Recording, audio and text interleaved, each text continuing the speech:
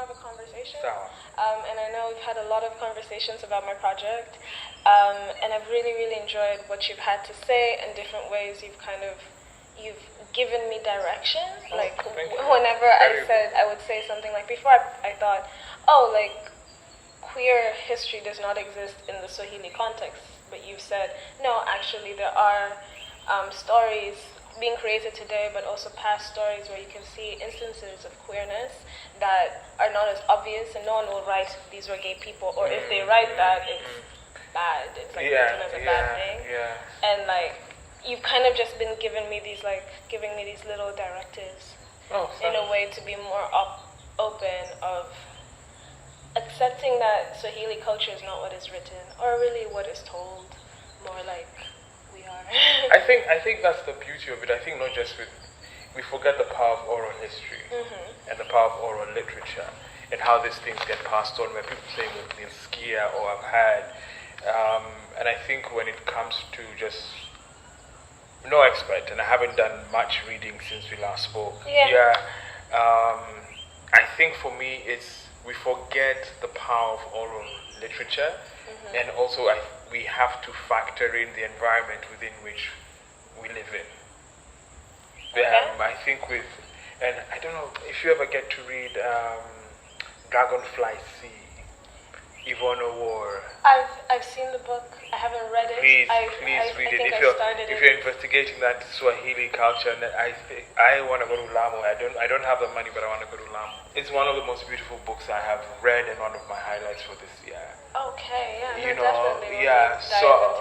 So I think for me the beauty of that was, I think there might be a lot of secrecy, a lot of stuff is left unsaid within Kiswahili culture, or even I would say maybe our African cultures. But if you look, not Swahili culture, but if you look at Swahili culture, and I think, I'm theorizing here, the influence of Islam, maybe sometimes it is best not to say things because they are haram. You look at queerness, ushoga, and people know, this exists, and it exists outside of that realm of Islam, but in culture.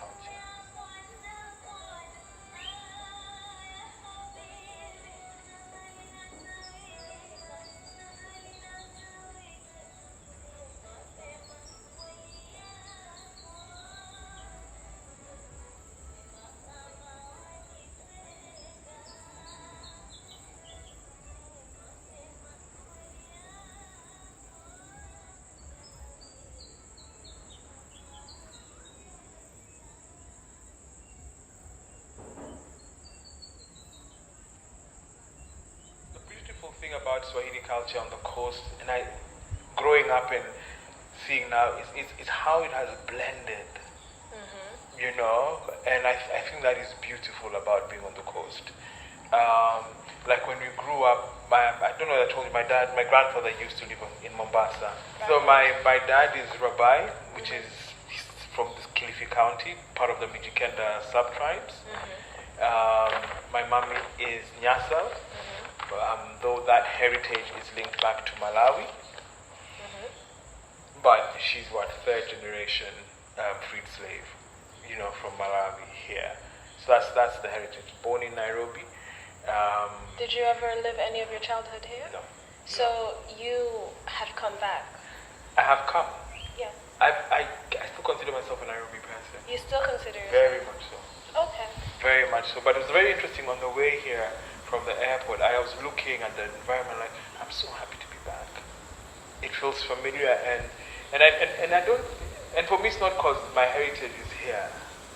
It just it feels like home, whatever that may be. And I think home, and this is today where home is not Swahili culture. Home is not just because this is Kilifi.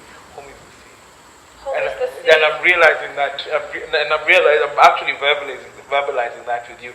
Home is the sea. Home is the sea where I can walk barefoot. I can wear. I got home.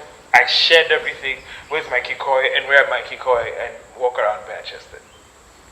I take within the last 5 minutes. I'm already, at home.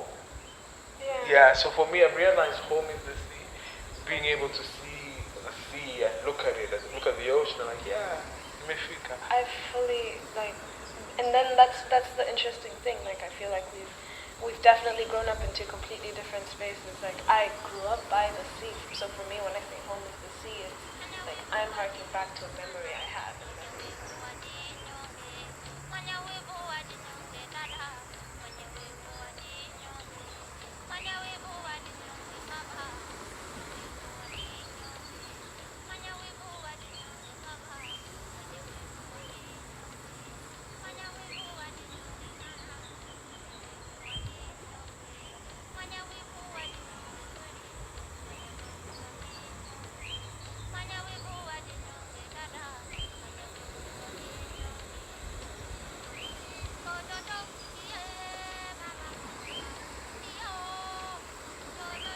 You know the funny thing is, Arafa, I think I made that connection proper when I went to the UK.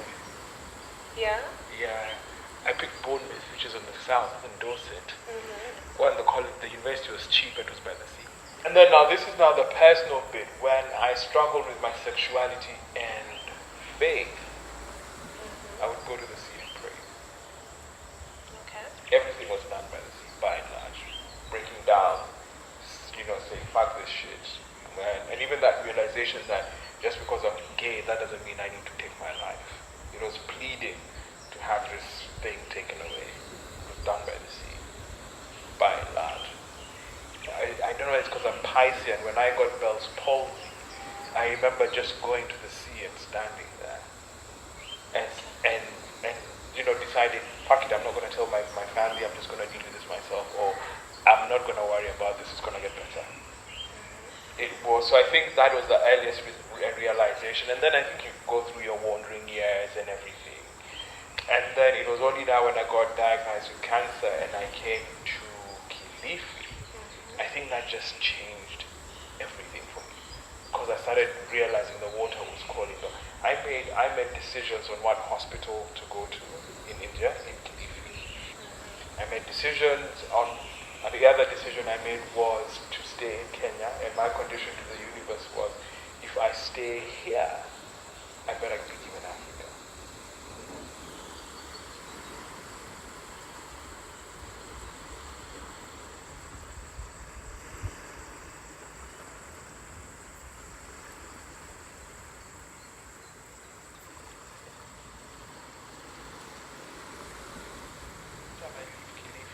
I go to the sea. I try and go to the sea a day or two before. And this is where I come back. So I think today, I just felt at home by the sea, just driving, just seeing people. I'm like, this is now familiar, this is it. And this is it in the sense that I'm by the sea again. And I just want to say, which is why I think I've made my peace with Dar-es-Salaam. Okay, why? It's by the sea. That's why you've made your peace with it. Yeah, I didn't appreciate that until when I went there last year. This is such a fantastic city. What was your experience of Dar-es-Salaam? It was just big, and it was a big city. Yeah. And I couldn't understand the charm of it. And I've gone there twice recently. I'm like, this is a nice place, And there's one time I went during Ramadan, and I was staying at the Serena. And then they had iftar in the evening. I'm like, I've died and gone to heaven. And I just thought that, and I love the fact in Dar-es-Salaam, it's a very multicultural form of Islam, more so than you get here. It's white, it's brown, it's black, it's everything. It's different variations. It's very, and then you're walking around just seeing people selling futur.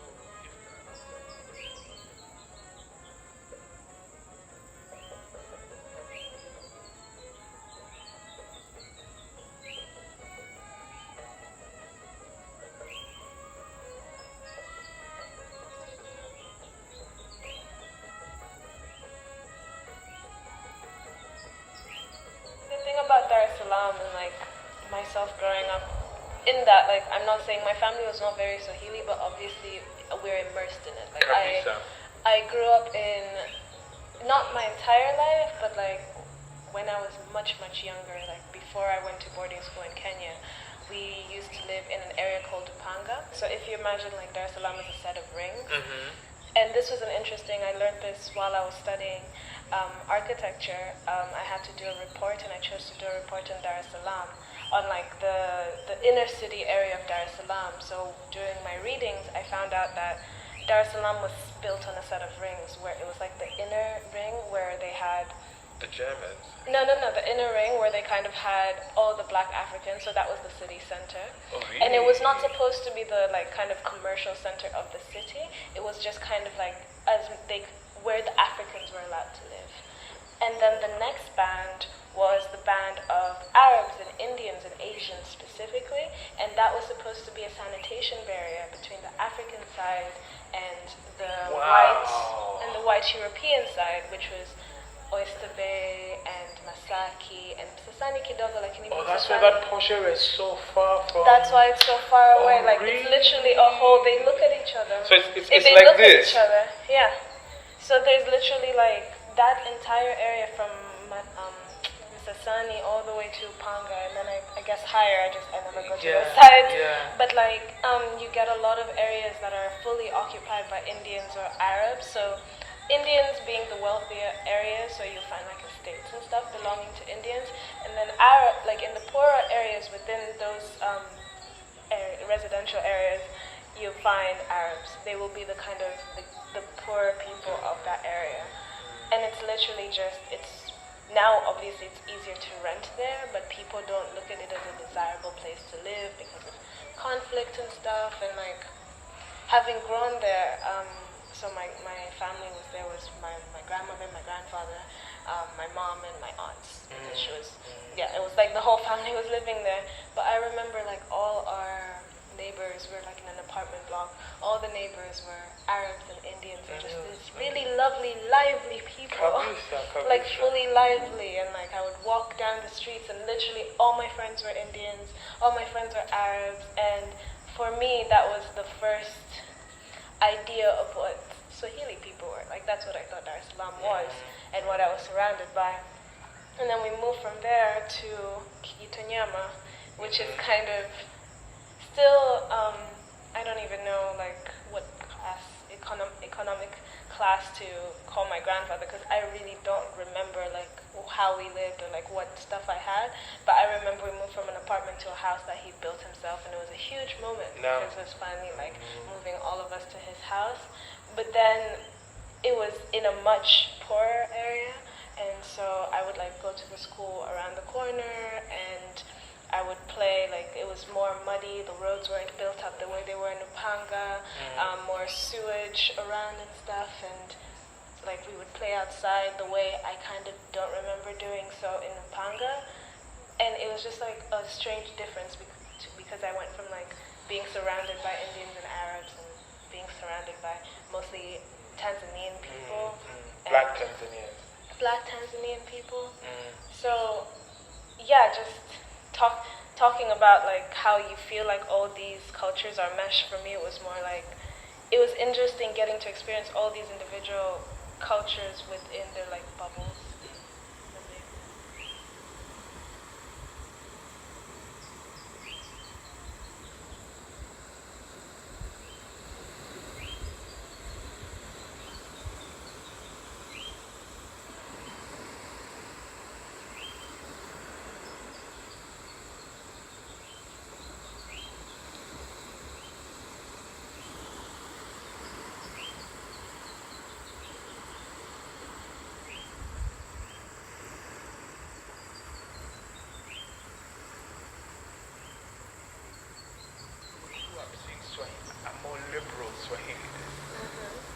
Then you saw that in Mombasa, you never had the full buibui. I don't know whether you know that almost like a handkerchief buibui, it's just the string that women would cover, and then you would still see the outfit. That's the Swahili I grew up in. The kind of less conservative. Conservative. You know, more Swahili, because Swahili is like an amalgamation of cultures at this point. But it was a mishmash of so many Swahilis, and all of them. I did a piece on the on Mombasa. I'll try and look for it if you're interested. And I realized watu wa Mombasa is so ambiguous. It is everybody. And it's that feeling. It's white, it's brown, it's Kikuyu, it's Luo, it's Digo, it's Rambai. It is everything. Mombasa people have an identity that is uniquely Mombasa. doing that piece made me realize, and this is the kind of place where people, I think also like Dar-es-Salaam, which is why, maybe because now my love for Kiswahili is growing, and when I go, and anyone who goes to Dar-es-Salaam comes back speaking more Kiswahili. Of course. You come in Nairobi, when you leave Nairobi, what do you leave with? Memories. Memories of people staring at you when you're trying to talk to them, because you've just said too many words. You've said too many words and now they're suspicious. It's so I'm like, what do you? And I know when I go back to Nairobi now, I'm speaking a lot more Kiswahili. I'm a lot more human. I'm greeting everybody. I'm that guy now. Vipi, salama, mko salama. Like everyone in the matatu is looking at you. Okay, I haven't done that, but I'm greeting everybody, and I'm a lot more courteous now. I see people more, and which is what I wanted in my life, to see people and people to see me. Which is why I moved to Kilifi, because I wanted to see people.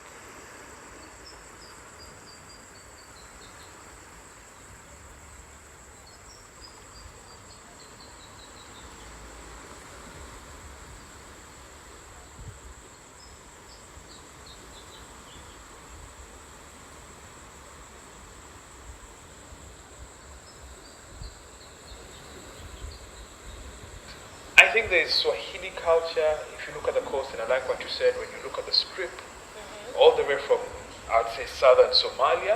Yeah, definitely. All the way to Mozambique, northern Mozambique. All the way to the Comoros Islands in Madagascar. Kabisa, It's the same. It's the same. sea. You I'm should gonna go there and see it, but I believe that it's all the same. I think sort of island people are not the same. This is the connector. The ocean, right? The ocean. So you think I could keep going along this coast and This it is would near be the like... ocean. Because this sounds, well, yeah, I should start owning it. I'm going to say this sounds flanky, but we are children of this. Bahari Lahid. It is the thing that unites us. And people may have traded for years along that. That is the thing. If you want to worry someone, you should. She did something, children. I look at her stuff. Either she wrote an essay or something on children, something about the dhow cultures of East Africa. So she knows there's a connection there, and I'm not surprised Dragonfly Sea was what it was. I saw the book and it had all these accolades, and I was really surprised that a book about Swahili culture was... Because it's fantastic, it's fantasy, it's something which we need, man. This coast is, even the way people talk, like everything is imbued with a sense of, with the continuation, with a sense of nothing seems finalized. There's a constant movement that's going on, and it feels like we could imbue it with fantasy quite easily. Kabisa. Like I keep waiting for like Swahili fairy tales to come at me, and like, or Swahili mythology to find me. Yes, there's no problem in doing that yourself. Really? Why not? So Why I don't know. Why Actually, not? Who says you can't? So Who says you can't? I don't know the rules of history and archiving. But you see, the thing is, I picked this up from our last conversation. You sort of have to start unlearning the white rules, right? And learning the white Western academic rules to interact with this space. The rules that you need to learn will be rules that you get from. That's why I want to go to that kaya and learn. Okay, what are the rules here? What are the rules? Yeah, and I sort of believe innately. Someone said, "But you're a storyteller. You already have it. You already have all the tools, but it's like... So just speak." I guess someone needs to give you permission to... I think for me the fact that I started, I don't mean to blow my own horn, but I started calling myself a storyteller Kitambo before it became a word. And I remember as my time as a journalist, I used to say I'm a custodian of people's stories.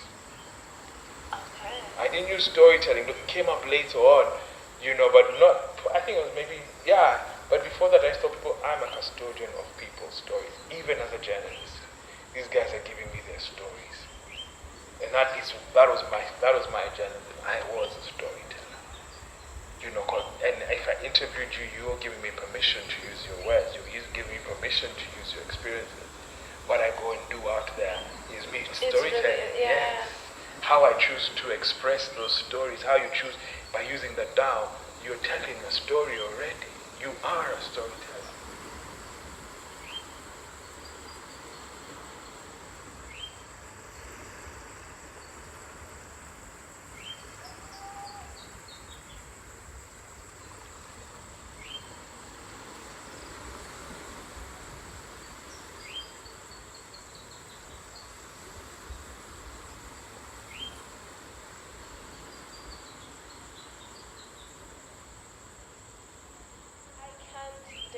how my art is going to go, and a lot of people are trying to like define it. And I myself am one of those people trying to define it.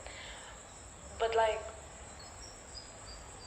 it's interesting how you say it feels like there's a force driving us, and we should just kind of trust in that force and like lean into that force and get rid of the idea that there's a structured way of producing, as opposed to like there's also a spiritual way of producing. Yeah, and that is so, I mean, just as you're speaking and thinking of your project, this is me, you just feeling the texture, just totally feeling the texture of the wood, and tell me what's your story so I can finish this. What's the story of that dhow? That boat.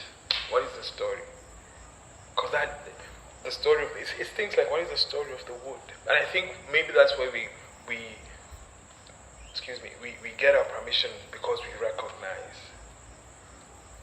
I think we have to start recognizing. Like, I think every baobab tree here has a story. Yes.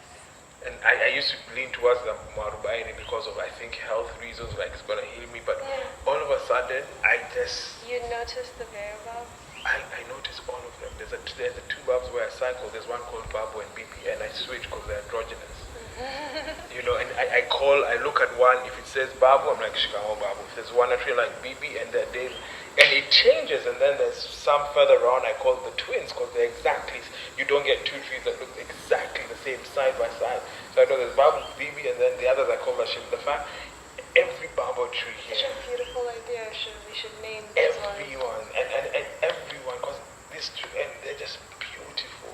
Like you were saying, as queer, Babu trees are like queer people. Everyone's got a story, because they're so unique. You know, they're so unique.